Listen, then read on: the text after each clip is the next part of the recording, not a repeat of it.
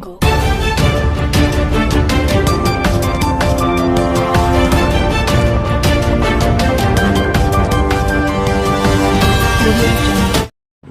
Times of Gujarat ન્યૂઝમાં આપનું હાર્દિક સ્વાગત છે। વાત કરીશું આજના મુખ્ય સમાચારની।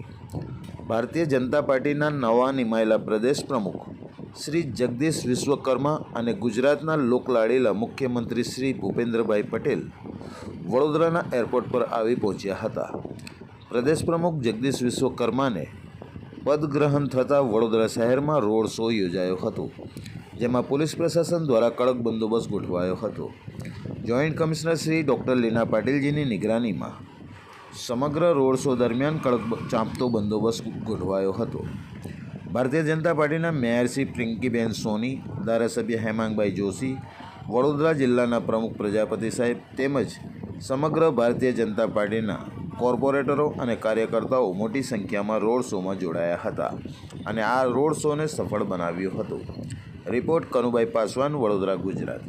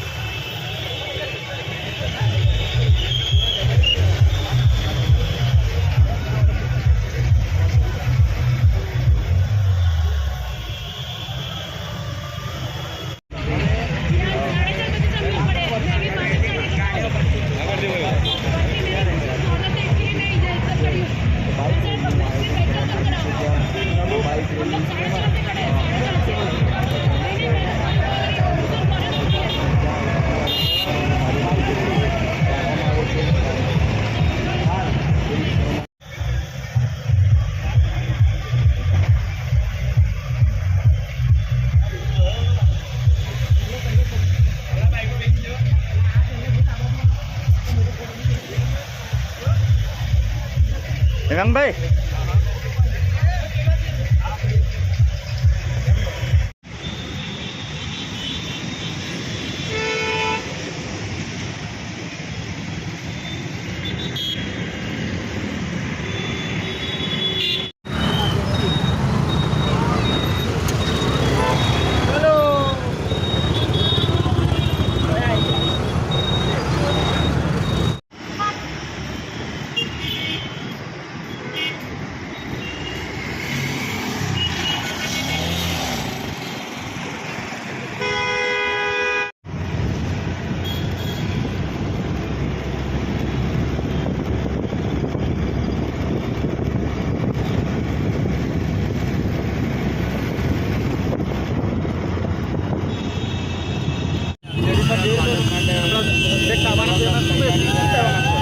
આજે વડોદરા શહેરમાં કેસરીઓ છવાઈ ગયો છે।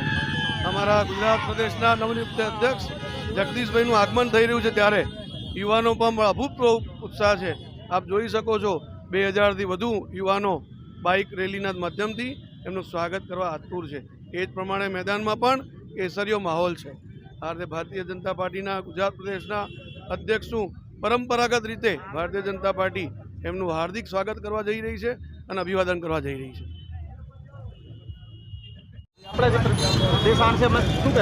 અમારા ગુજરાત ભારતીય જનતા પાર્ટીના અધ્યક્ષ જગદીશભાઈ વિશ્વકર્મા પધારી રહ્યા, ત્યારે શહેર જિલ્લાના તમામ કાર્યકર્તાઓ એમનું સ્વાગત અને સન્માન કરવા જઈ રહ્યા। સાથે સાથે મુખ્યમંત્રી પણ ઉપસ્થિત રહ્યા। તો સંયમ કાર્યકર્તા જો છે એ 2000થી વધુ બાઇકો લઈને જે કાર્યકર્તાઓ નીકળ્યા છે, એમ સભામાં પણ 25,000થી વધારે કાર્યકર્તાઓ છે। આજે અમારા પ્રદેશ અધ્યક્ષનું અને મુખ્યમંત્રીનું સન્માન કરવાના છે।